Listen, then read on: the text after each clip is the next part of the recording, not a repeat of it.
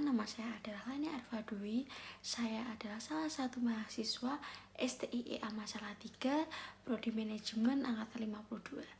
Di sini saya akan menjelaskan kebangkrutan yang dialami oleh PT Sritek guna untuk memenuhi tugas dari Ibu Dina dalam mata kuliah Ekonomi Manajerial. Oke teman-teman, yang pertama ini kita akan menjelaskan latar belakang dari PT Sritek tersebut ya.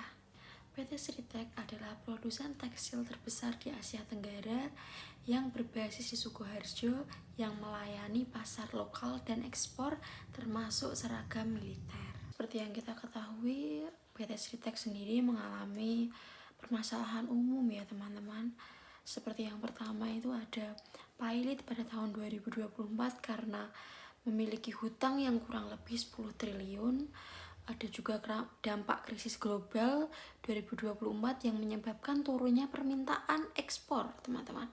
Yang ketiga ada ekspansi agresif tapi gagal recovery pasca pandemi ya, teman-teman.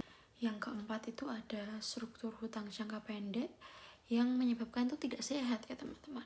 Yang kelima itu kalah saing dengan Vietnam, Cina, dan Bangladesh. Dalam kasus PT Sritek yang mengalami kebangkrutan, saya juga telah melakukan analisis ekonomi manajerial dalam ekonomi mikro dan ekonomi makro. Yang pertama itu biaya produksi tinggi, jadi biaya tetap besar tergantung bahan impor. Yang kedua, keputusan manajerial yang buruk, ekspansi tanpa mitigasi resiko. Yang ketiga, daya saing yang rendah atau kalah harga dan teknologi. Ada pula analisis makro seperti yang pertama krisis global, permintaan ekspor turun, rupiah melemah. Yang kedua suku bunga tinggi, biaya pinjaman naik, utang dolar membengkak. Yang ketiga inflasi dan energi naik, biaya operasional melonjak. Yang keempat kurangnya perlindungan pemerintah terhadap industri tekstil. Selain itu, saya juga memberikan rekomendasi ekonomi mikro dan ekonomi makronya ya. Yang pertama, saya akan merekomendasikan dari mikroekonominya ada restrukturasi produksi atau fokus pada produk niche. Yang kedua, efisiensi lewat otomasi. Yang ketiga, diverifikasi distribusi lewat e-commerce. Selanjutnya saya akan merekomendasikan makroekonominya. Yang pertama itu memanfaatkan insentif industri. Yang kedua itu melindungi nilai tukar dengan hedging. Yang ketiga ekspansi ke pasar non tradisional ya teman-teman.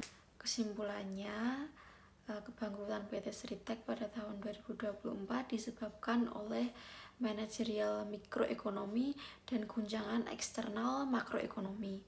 Tanpa perencanaan keuangan yang kuat, strategi pasar yang adaptif, dan perlindungan terhadap resiko global, perusahaan besar pun bisa tumbang.